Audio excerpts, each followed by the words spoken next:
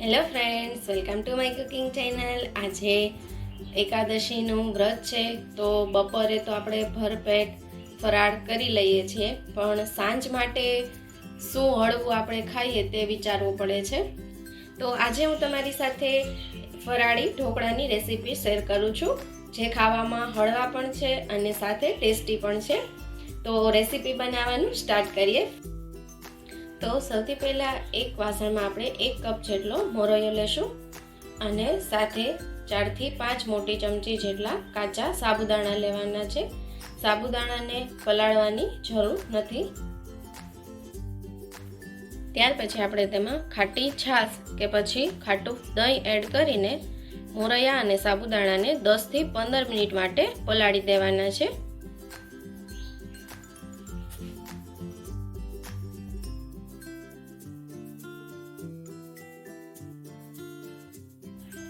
હવે આપણે 2 બટેકાની છાલ કાઢી લેવાની છે અને આ રીતે મોટા ટુકડા કરી અને મિક્સર જારમાં લઈ લેવાના છે।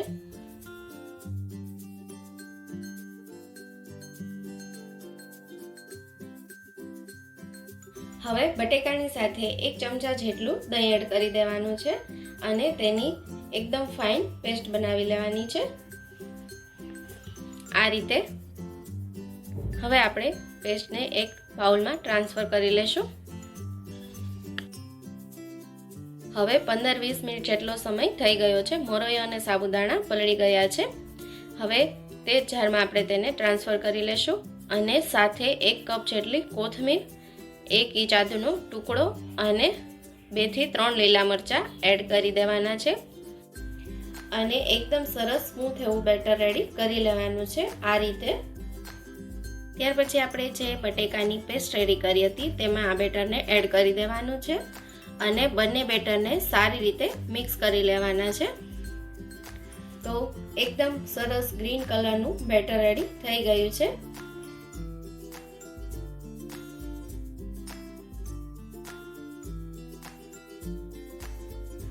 હવે આપણે ઢોકળાને એકદમ સોફ્ટ અને જાળીદાર બનાવવા માટે 1/4 ટીસ્પૂન જેટલો ખાવાનો સોડા એડ કરીશું। તેની ઉપર થોડું પાણી એડ કરીને ખાવાના સોડાને બેટરમાં સારી રીતે મિક્સ કરી લેવાનું છે। હવે આપણું ઢોકળા બનાવવા માટેનું બેટર રેડી થઈ ગયું છે, તો ચાલો ઢોકળા બનાવી લઈએ। તો ઢોકળા બાફવા માટે મેં પહેલેથી જ ગરમ પાણી મૂકી દીધું હતું। હવે આપણે કોઈ પણ એક થાળીમાં તેલ લગાવી અને થાળીને ગ્રીસ કરી લેવાની છે અને ત્યાર પછી ઢોકળાનું બેટર એડ કરી દેવાનું છે। હવે મેં ઢોકળાને થોડાક વધારે સ્પાઇસી બનાવવા માટે ઉપરથી થોડાક ચીલી ફ્લેક્સ એડ કર્યા છે। તમે લાલ મરચું પણ એડ કરી શકો છો અને સ્કીપ કરવું હોય તો સ્કીપ પણ કરી શકો છો। હવે ઢાંકણ ઢાંકીને ઢોકળાને 8 થી 10 મિનિટ માટે સ્ટીમ કરી લેવાના છે। હવે 10 મિનિટ જેટલો સમય થઈ ગયો છે। ઢોકળા આપણા એકદમ સરસ રેડી થઈ ગયા છે। આ રીતે છરી કે ચમચીની મદદથી ચેક કરી લેવાના।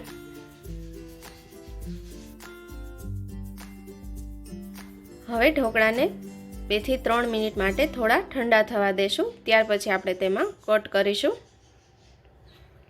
2-3 મિનિટ પછી છરીની મદદથી આ રીતે ઢોકળાને ચોરસ પીસીસમાં કટ કરી લેવાના છે। તો ફ્રેન્ડ્સ, તમે જોઈ શકો છો કે ઢોકળા એકદમ જાળીદાર અને પોચા બન્યા છે। હવે તેનો વઘાર કરી લેશું। તે માટે એક કડાઈમાં 1 પાવડા જેટલું તેલ ગરમ કરવા માટે મૂકીશું।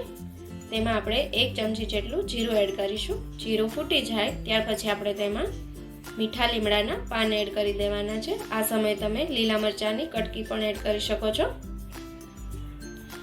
હવે જે આપણે ઢોકળા રેડી કર્યા હતા તે એડ કરી દેવાના છે। હવે ઢોકળાને વઘારમાં સારી રીતે મિક્સ કરી લેશું। તો ફ્રેન્ડ્સ, ગરમા ગરમ અને ખાવામાં એકદમ ટેસ્ટી અને એકદમ સોફ્ટ ઢોકળા રેડી થઈ ગયા છે। તો સર્વ કરી લેશું। આ ઢોકળાને તમે ફરાળી ચટણી સાથે સર્વ કરી શકો છો અને ચટણી વગર પણ આ ઢોકળા એટલા ટેસ્ટી લાગે છે।